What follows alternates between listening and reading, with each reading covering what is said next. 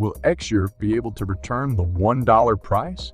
How will the trial end? Can Ripple beat the SEC? We will answer these questions in today's video. There has been considerable activity surrounding the sealed papers considered vital in arriving at the ultimate verdict in the current court action between Ripple and the United States Securities and Exchange Commission, SEC. Specifically, on February 16th, defense attorney James Phelan tweeted that media personality and Forbes senior writer Rosalind Layton had filed a petition to acquire the confidential Hinman speech record. According to the petition filed by Rosalind, the First Amendment and federal common law provide a strong presumption that the press and public have access to court papers. The petition claims that holding the court responsible requires using this particular privilege.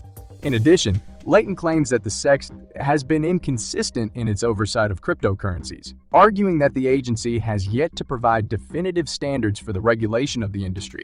Given the SEC's refusal to provide explicit regulatory guidance on cryptocurrencies, Layton claims that immense significance has translated into intense public scrutiny of Hinman's speech, which is the only instruction anyone within the SEC has offered crypto stakeholders to avoid the wrong end of an enforcement action. Carl Sikir, the proprietor of Sikir PCE, a legal firm specializing in Supreme Court and appellate work, likewise concurred with the motion. We recently filed this application for permission to intervene in the SEC's v. Ripple lawsuit seeking billions in penalties from Ripple based on their cryptocurrency XRP, which the SEC argues is an unregistered securities, Sikir said. Curiously, minutes after the motion was filed, Forbes mysteriously pulled an article by Layton that provided a critical analysis of the apparent unjust handling of Ripple by the SEC. Ripple's argument hinges on the Hinman speech, given by William Hinman, the SEC's then Director of the Division of Corporate Finance, in June 2018. The speech is widely seen as containing the SEC's view on whether or not cryptocurrencies should be classified as securities. Throughout this hearing, Ripple's attorneys have been asking the judge to force the SEC to hand over the relevant records for examination. According to the company's interpretation of the Hinman speech, XRP would be treated similarly to Bitcoin, etc., and Ethereum, ETH, both of which were designated non-securities. As insiders inside the SEC did not comprehend the instructions, Layton said that public access would thus be vital in allowing the public to judge the soundness of Ripple's fair notice argument. The SEC has specifically charged Ripple with operating unregistered securities offers through the XRP token sale. There's been much curiosity about the possible conclusion since some legal experts have questioned the SEC's categorization of securities.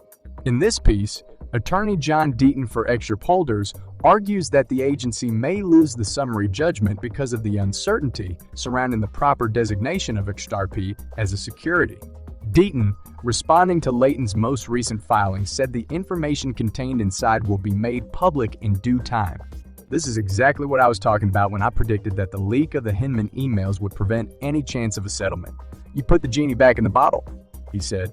While waiting for the final verdict, SEC has also requested that other records pertaining to expert witnesses be kept under seal. The crypto community as a whole has been critical of the move, prompting Ripple to take action in opposition. When Brad Garlinghouse joined Ripple Labs in 2015, he certainly didn't expect to be at the center of one of cryptocurrency's greatest legal disputes. Garlinghouse has extensive company experience and fights regulators. Garlinghouse attributes his work ethic and honesty and responsibility to his Midwest heritage. Can Ripple's CEO fight for blockchain's future after working at some of the internet's top companies? Who leads Ripple Labs against the SEC with Chris Larson? We must go back to comprehend Garlinghouse's crypto market ambitions. Charles Hoskinson and Gavin Wood are computer science trained blockchain leaders. The XRP founder comes from a business and economics background, not New York or San Francisco. Hutchinson, Kansas, reared Brad Garlinghouse. Garlinghouse was raised in a tiny Midwest town and values family and community. Wichita Southeast High School and the University of Kansas gave him a BA in economics in 1994. Garlinghouse completed his MBA at Harvard Business School in 1999 with bigger goals. Garlinghouse interned at Allen Company, an investment banking company, while college. Garlinghouse worked as a JP Morgan analyst for 6 years after graduating from Harvard Business School. These years exposed Garlinghouse to Wall Street and the World Economic Forum. Early internet giant Yahoo hired Brad Garlinghouse. Garlinghouse developed Yahoo Mail as Senior Vice President of Communications and Communications and Community. These platforms are the foundation of the current internet. Garlinghouse is most known for the Peanut Butter Manifesto after his contributions to Yahoo. This famous memo called on Yahoo to simplify processes. Fintech companies shared the message. In 2009, Garlinghouse became president of consumer apps at AOL. He developed AOL Mail and instant messaging in this capacity. Garlinghouse also ran AOL Ventures. Bebo's purchase presented fresh issues. AOL Ventures sold Bebo 2 years later at a fraction of their acquisition price, making this move a failure. Brad Garlinghouse left Silver Lake Partners to work on blockchain and digital assets. Garlinghouse identified Dell MC, Airbnb, and Alibaba Group investment prospects as managing director. Garlinghouse was also a senior exec at Hightail. Garlinghouse made sure Hightail kept offering creative productivity solutions to its global customers after rebranding from Usended. Garlinghouse left corporate life to join Chris Larson at Ripple Labs in 2015. Since then, Ripple's CEO has led its growth in XRP development. Garlinghouse has advocated using blockchain to address banking regulations and cybersecurity. His outspokenness has made him a target of the SEC's cryptocurrency assault. The SEC's lawsuit against Ripple Labs has tarnished the blockchain company's CEO. The complaint seeks to clarify how the SEC regulates XRP. Brad Garlinghouse and Ripple Labs call XRP a currency, whereas the SEC calls it a securities. Ripple Labs and XRP have suffered from the litigation, with Coinbase removing the coin. Fear, uncertainty, and doubt have clouded XRP's prospects in previous bull markets due to reduced trading liquidity. The lawsuit should be resolved by mid-2023. The SEC's crypto and blockchain crackdowns continue. The SEC penalized Kraken $30 in February 2020, for their staking offering. Formerly, it was reported that attorney John E. Deaton said the sole success the United States Securities and Exchange Commission will likely claim in its lawsuit against Ripple is that the blockchain payments firm offered XRP as Ether as a securities from 2013 to 2017. The attorney, who is representing over 75,000 XRP investors as a friend of the court in the dispute, provided further detail about his assertions in a long Twitter thread yesterday. The market regulator does not perform a special Howey analysis by identifying transactions that constituted securities offers, as explained by Deaton in the discussion. Instead, he claims the market regulator is making the case that all XRP sales are in fact securities by using what he calls the but for test.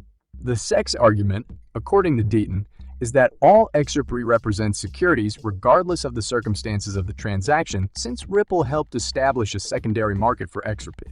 The SEC's assertion in its summary judgment motion is the basis for the attorney's opinion. The SEC argued that the investment of money prong of the Howey test was met because defendants did not deny that they offered and sold XRP in return for money, meaning fiat currency. To paraphrase the court's opinion, defendants' assertions and actions as to XRP establish the other components of the Howey test as a matter of law. The but for test, as a reminder, is used to establish fault in tort and criminal proceedings by showing that a certain result is the direct consequence of the defendant's actions and would not have occurred under alternative circumstances. In addition, Deaton notes that the SEC avoids doing a full Howey analysis by placing too much emphasis on the XRP coin. The market regulator's contention that XRP is symbolic of both the investment contract and the joint venture is shown by the lawyer. The attorney objects, explaining that this is not how Howey is implemented, as it is the particulars of the transaction that often decide whether or not an offering constitutes an investment contract. Remember that Deaton has stressed that an investment contract's underlying asset cannot, in and of itself, constitute a security. Apparently, the lawyer was able to persuade the court to agree with him in the Lowbury case, resulting in a formal admission of this fact by the SEC. A good Howey analysis led by the conditions of the sale would limit things down to particular transactions, not all XRP sales, as it now claims, and the attorney feels that the SEC might have had an easy and winning case if it had done so. Deaton wrote in the thread, "This is why I said the SEC may have snatched defeat from the jaws of victory," after disclosing that he has pointed out to Judge Annalisa Torres that the SEC's claims in the Ripple case are potentially the broadest and farthest-reaching claims the regulator has made in any enforcement action. As the papers in the case have been filed and the parties are now waiting for a verdict, discussions have naturally turned to the various outcomes. Deaton has said that he anticipates a trial by jury,